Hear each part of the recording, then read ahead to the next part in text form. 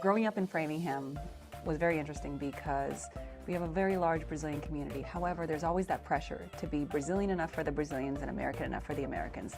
So it was very challenging and caused a lot of growth to have to occupy both worlds and be enough for both worlds.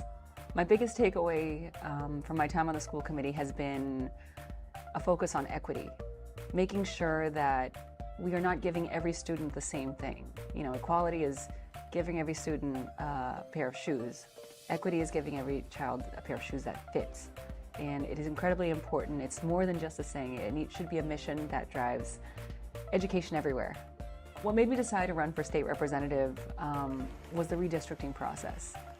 Framingham is divided into really two cities. There's North Framingham, there's South Framingham, where the Latinos, where the most underserved parts of the community are on the south side. The issues here were always at the bottom of the pile. These issues are now my pile. And these are issues that have been neglected for decades. So my biggest priority is to make sure that South Framingham has a seat at the table, that the Latinos, the immigrants have a seat at the table, and that our voices are heard at that table.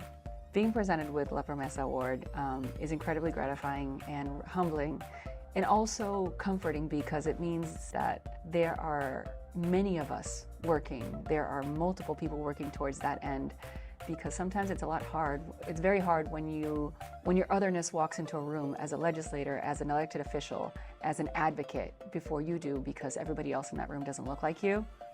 This tells me that we're not alone, that there are other people who are walking into these rooms and being brave, and that is incredibly comforting and empowering.